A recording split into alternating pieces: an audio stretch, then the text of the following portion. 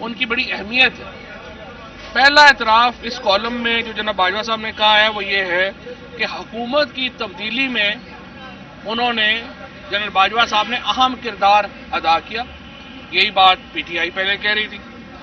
دوسرا انہوں نے کہا کہ حکومت کی تبدیلی باہر کی قوتوں کو خوش کرنے کے لیے کی گئی، وہ اس ضمن میں کہ انہوں نے کہا کہ بڑے ملک جو ہیں وہ ناراض ہو گئے تھے اور اگر ہم نہ بدلتے تو پاکستان کا نقصان ہو جاتا۔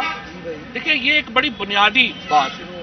اگر ہم پاکستان کی سوورینٹی، میں اس میں جاتے ہی نہیں ہے کہ کوئی باہر کی قوت ہم سے ناراض تھی یا خوش تھی۔ جو آج کل خوش ہیں وہ آپ دیکھ ہی رہے ہیں جو آج کل ان کے حالات ہیں، یعنی یو اے ای کے صدر جو ہیں ان کے لیے چھٹی دے دی گئی اسلام آباد میں، وہ رحیم یار خان سے اسلام آباد نہیں آئے۔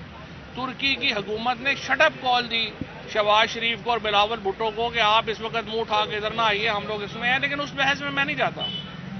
باہر کی قوتوں سے ہمارے تعلقات اچھے ہوں خراب ہوں، ہم تمام ممالک سے، چاہے وہ امریکہ ہو یا وہ سعودی عربیہ ہو یا وہ ترکی ہو یا یو اے ای ہو، ہم تمام ممالک سے قریبی تعلقات کے حامی ہیں۔ چین کے ساتھ ہم قریبی تعلقات کے حامی ہیں، لیکن دیکھیں یہ ہرگز نہیں ہو سکتا کہ یہ ہمارا قریبی دوست ملک ہو یا دوست ملک نہ ہو، وہ ہمیں بتائے کہ پاکستان کے اندر حکومت کس کی ہوگی۔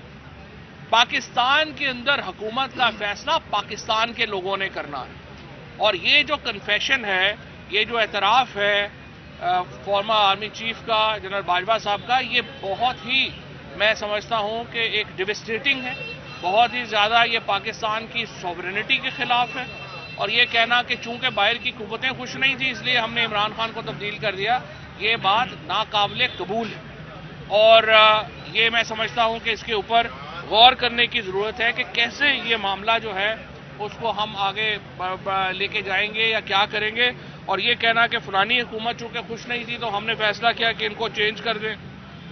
پھر تیسری امپورٹنٹ بات جس میں جو جاوید چودھری صاحب نے لکھی ہے جنرل باجوہ صاحب کے حوالے سے، وہ یہ لکھی ہے کہ جو ان کے مقدمے ہیں نواز شریف کے، ڈیل یہ ہو رہی ہے کہ نواز شریف کے مقدمے جو ہیں وہ ختم ہو جائیں۔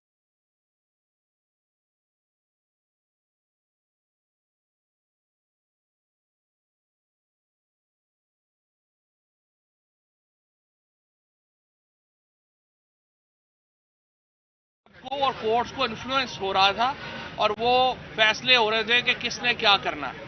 یہ جو اعتراف جرم ہے، یہ جو اعتراف ہے، یہ بھی بہت اہمیت کا حامل ہے، اور یہ ماننا کہ اس کے بعد جو نواز شریف کے مقدمے ہیں اور اس کے ساتھ ساتھ جو شوکت ترین صاحب کا نیب میں مقدمہ ہے، اگر وہ بقول جاوید چودھری صاحب کے جنرل باجوہ صاحب نے کہا کہ انہوں نے ختم کروایا، یہ بہت ایک سنگین میں سمجھتا ہوں انٹرونشن ہے پاکستان کے جوڈیشل سسٹم میں، اور ایک بہت بڑا اعتراف ہے، اور اس کے نتیجے میں بھی ہمارے ہاں جو بحران ہے اس کا اظہار ہوتا ہے۔ اور چوتھی چیز یہ کہ انہوں نے کہا کہ معیشت جو ہے وہ صحیح نہیں چل رہی تھی اور اس کی وجہ سے ہمیں انٹرونشن کرنی پڑ رہی تھی، اور رضا باکر نے انہیں فون کیا اور کہا کہ بڑی ہیٹ اپ ہو گئی ہے اور اس لیے آپ جو ہے وہ آ کے دیکھیں۔ اب مجھے آپ بتائیے کہ کون سے ملک کا آرمی چیف جو ہے وہ اسٹیٹ بینک کے گورنر اور فائنانس منسٹر کی جو اپروچ ہے اکانومی کی اس کو ڈیل کرتا ہے اور اس کو جو ہے وہ اسٹرینتھن کرتا ہے یا کہتا ہے کہ یہ صحیح اپروچ نہیں ہے، یہ غلط اپروچ نہیں ہے؟ آپ اکانومی کے ماہر نہیں ہیں۔ اور اس کے بعد جو پاکستان کی معیشت کا حال ہوا ہے پچھلے 9 مہینے میں وہ آپ کے سامنے ہے۔ پاکستان 6% کے اوپر گرو کر رہا تھا، پاکستان کا لارج سکیل مینوفیکچرنگ جو تھی وہ 10% کے اوپر چل رہی تھی، پاکستان میں 55 لاکھ نوکریاں پیدا ہوئی تھیں، پاکستان میں فی کا آمدنی میں مسلسل اضافہ ہو رہا تھا، ہم 31 ارب ڈالر کے قریب جو ہماری ایکسپورٹس تھیں اس کے اوپر چلے گئے تھے، اور ہماری ریمیٹنس جو ہے وہ بھی اتنی ہی چلی گئی تھی۔ تو ایک بہت اکانومی چلتی ہوئی اکانومی کو انہوں نے کہہ دیا کہ وہ اچھی نہیں چل رہی اور حکومت تبدیل کر دی گئی، اور اس کے بعد اب آج ہمیں نہیں پتا آئی ایم ایف سے ان کا معاہدہ ہوتا ہے نہیں ہوتا۔ یہ جو اعترافات ہوئے ہیں جنرل باجوہ صاحب کے طرف سے جاوید چودھری صاحب کے کالم میں یہ سمجھتا ہوں اس نے موجودہ حکومت کی جو لیجٹیمیسی ہے पहले ही हम तो पहले दिन से कह रहे थे कि ये हुकूमत जो है वो लेजिटिमेट नहीं है। हम पहले दिन से बता रहे थे कि इस हुकूमत की कोई जो है वो कानूनी हैसियत नहीं है। लेकिन अब साबिक आर्मी चीफ की तरफ से जो ये बातें सामने आई हैं, इससे इस हुकूमत की जो रही सही कसर थी वो भी ख़त्म हो गई है। इसकी लेजिटिमेसी बिल्कुल जो है वो तबाह बर्बाद हो गई है, ख़त्म हो गई है। और इसीलिए हम ये समझते हैं पाकिस्तान के बहरान का हल जो है वो सिर्फ और सिर्फ नए इंतखाबात में है।